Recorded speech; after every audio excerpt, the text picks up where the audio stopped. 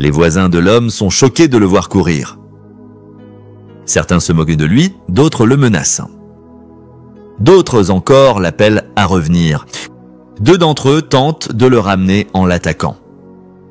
L'un s'appelle Mudakurwakwijambo, l'autre Nyamujiryanino. Il leur avait déjà laissé une certaine distance. Mais ils décident de le suivre malgré tout. Peu de temps après, ils sont libérés. Ils leur demandent « Mes amis, qu'avez-vous apporté ?» Ils répondent « Nous sommes venus vous conseiller de revenir. » Il répond « Non, c'est impossible. Vous vivez dans un village appelé Rimbukiro, où je suis né aussi. Je vois que vous y êtes, et un jour vous y mourrez. Vous serez enterrés et irez au fond de l'abîme. Alors, croyez ce que je dis et partons ensemble. » Sans dire un mot, il lui demande « Qu'en dis-tu ? Devrions-nous quitter nos amis et tous nos plaisirs ?» Christian, l'homme, répond « Oui, car tout ce que tu laisseras ne vaut rien, comparé au peu que je désire recevoir pour leur bonheur. Et si tu veux venir avec moi, ne te retourne pas. Tu seras comme moi, car partout où j'irai, ils laisseront leurs soucis derrière eux.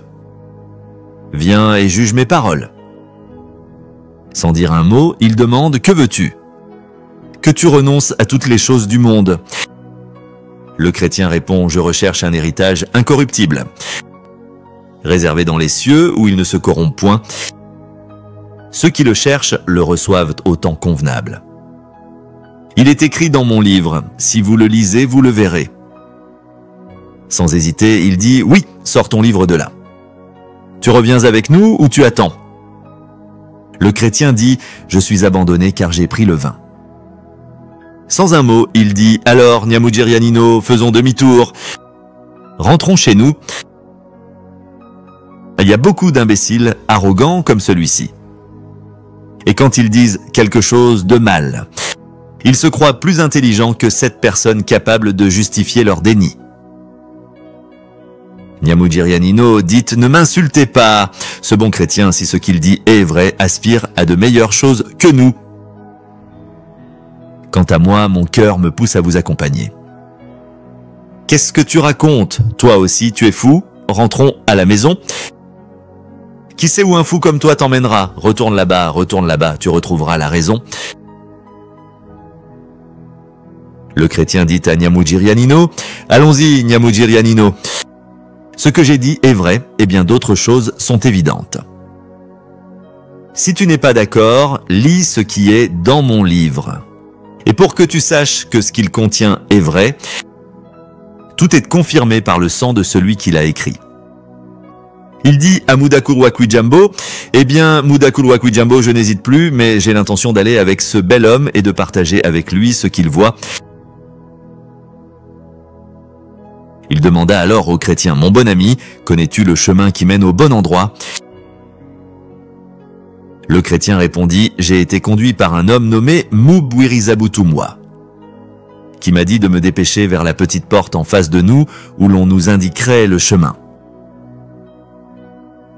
Nyamujiryanino a dit « Alors mon ami, allons-y. » Ils partirent tous les deux ensemble et Mudakurwakwijambo dit « Je rentre chez moi, je ne veux pas partir avec de tels maladroits égarés. » Puis j'ai rêvé qu'après que Mudakurwakwijambo soit rentré chez lui. Le chrétien et Nyamujiryanino traversaient la vallée en discutant. Ils commencèrent ainsi leur conversation. Un chrétien demande à Nyamujiryanino « Mon ami Nyamujiryanino, quel genre d'homme es-tu » Le chrétien demanda à Nyamujiryanino « Je suis heureux que tu aies accepté de nous accompagner. » Tu as raison s'il avait été aussi troublé que moi par le pouvoir de l'invisible et la peur qu'il suscite. Il ne nous aurait pas quittés si vite pour rentrer chez lui.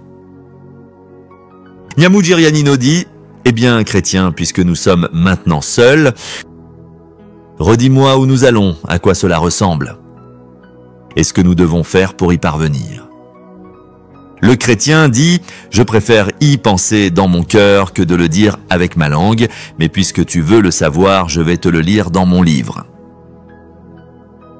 Nyamujiryanino a dit « Pensez-vous que les mots de votre livre sont complètement vrais ? Le chrétien répondit « C'est vrai, car cela a été écrit par celui qui ne peut mentir. » Nyamujiryanino a dit « Vous avez raison, mais lesquels ?»